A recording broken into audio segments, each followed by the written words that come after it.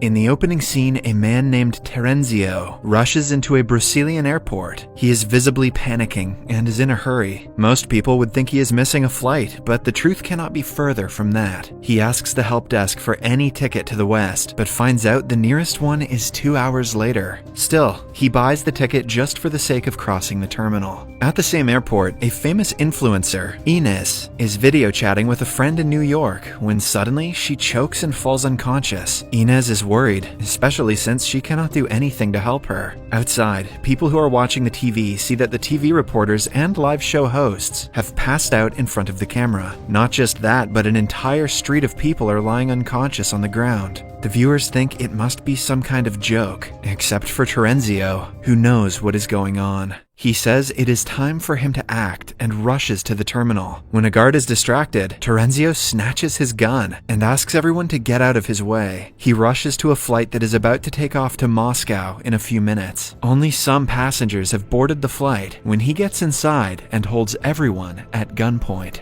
The pilot is missing, and the co-pilot, Matthew, doesn't want to help the terrorist. As they fight for the gun, a bullet hits Matthew's palm and injures him. Outside, the passengers panic, and the flight attendant Gabrielle tries to keep them calm. Terenzio comes out of the cockpit, asking if there is a pilot on board. A woman named Sylvie gets up, although she is only a retired helicopter pilot. Under Terenzio's order, she and Matthew take off with all other passengers. The avionics are broken because of the bullet, and as a result, no one from the plane can contact anyone outside. When the plane is airborne, Sylvie and Matthew try their best to reason with Terenzio, but the man remains adamant. He says that he is an officer assigned to NATO and knows something that they don't. Upon being urged, he reveals that the rays of the sun have become deadly. Starting the next day, the sunrise is going to kill everyone, even those who stay indoors. This has already started in eastern countries like Japan and Korea, and the plane will be the next target if the sunrise catches up with them.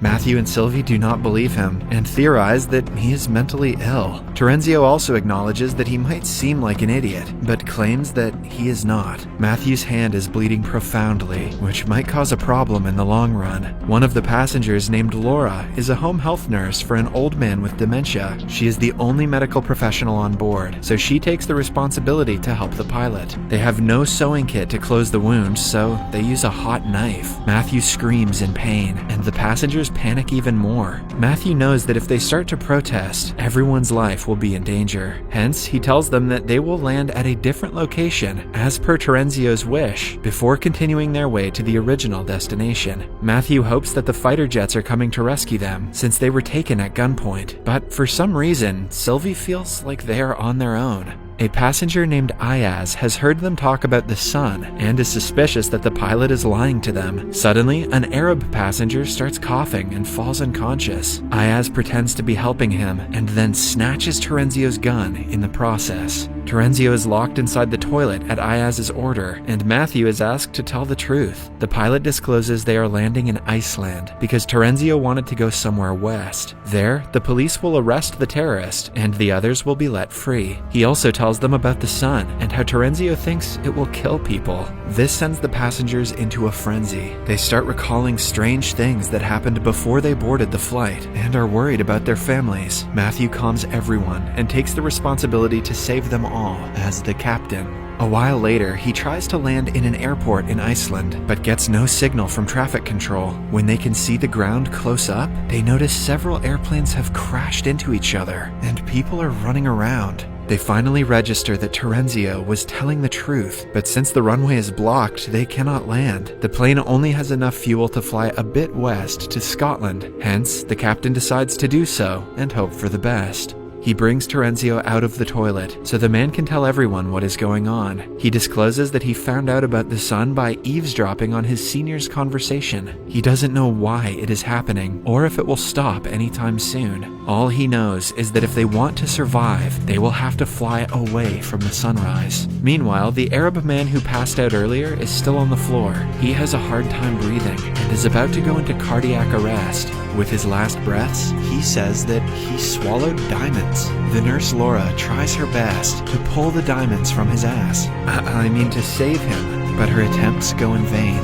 At the same time, they go through an emergency landing in Scotland, where Matthew stops the plane seconds away from hitting a wall.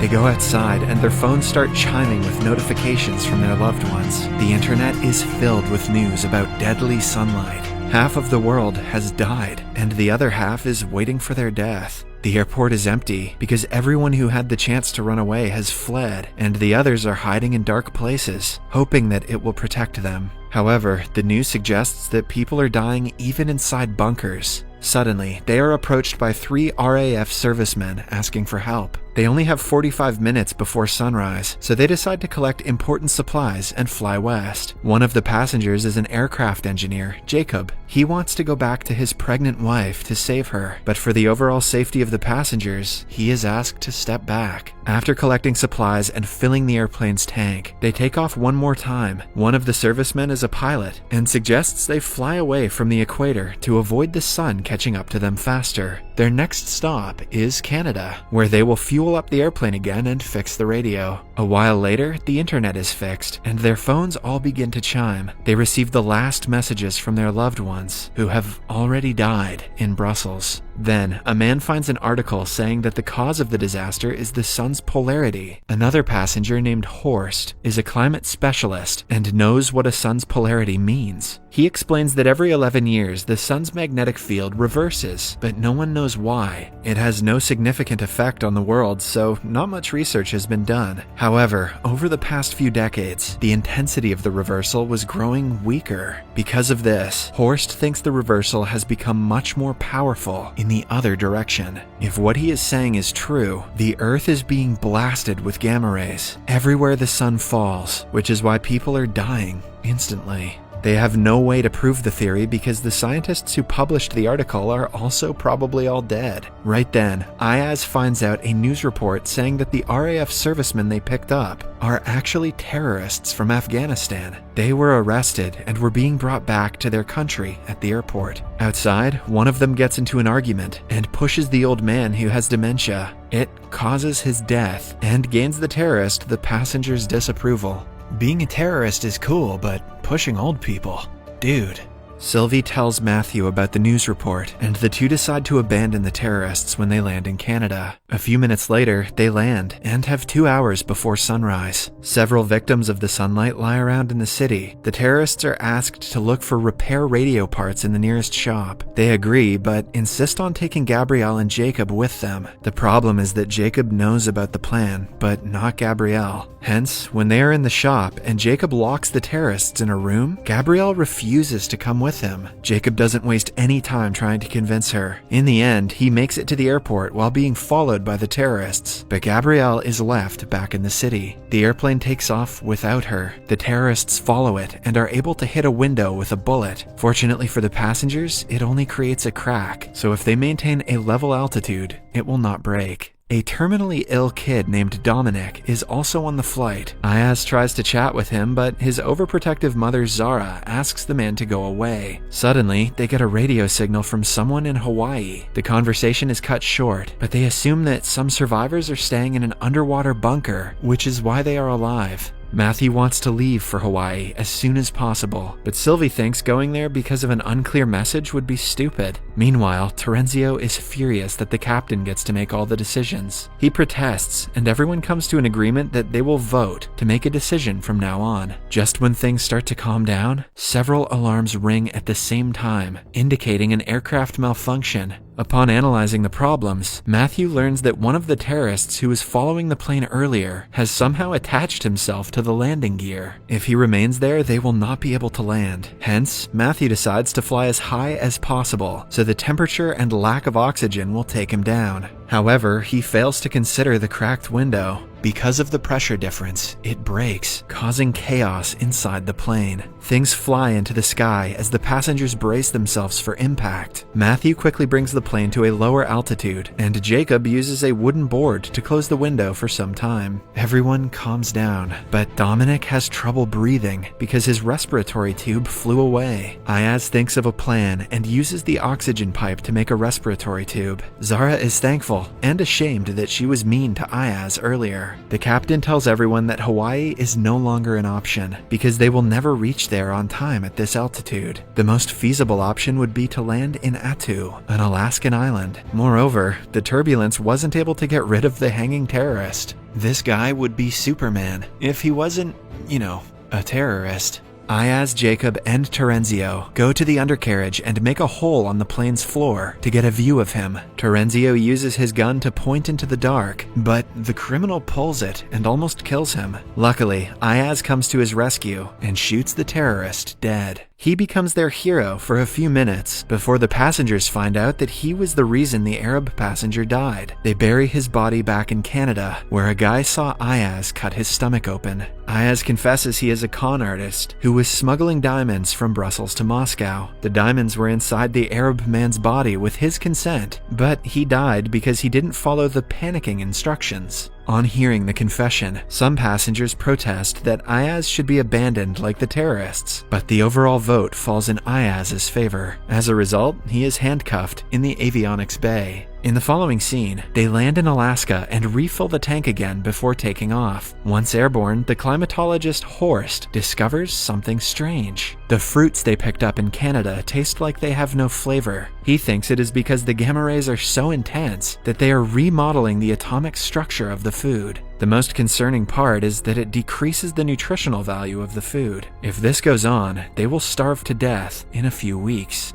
The science in this movie is out of control bullshit. Matthew acknowledges the danger, but claims that their primary concern should be running away from the sun. He has started to lose control of himself in the past few hours. Sylvie asks him to take a rest, but he yells at her, which is unlike his normal self. The passengers decide to force him to rest and bring him outside the cockpit. Although annoyed, Matthew promises to sleep for the next few hours. A while later, they pick another signal on the radio and hear two parties talking, but the group only hears them say Stara 17. They soon figure out that the person talking on the phone is a cosmonaut in space. They are shocked that someone like that is alive, but this also means he is talking to the control room, which is on the Earth. With renewed hope for survival, they decide to go to NATO headquarters in Brussels, where it all began. At this rate, they will have 4 hours after they land in Brussels until the sun comes out. Hence, they might find some information about the secret bunker in the headquarters with Terenzio's help. Outside, Laura finds Matthew unconscious in the toilet. It turns out that the injury on his palm has been infected and caused blood poisoning. This is why he had been acting the way he did earlier.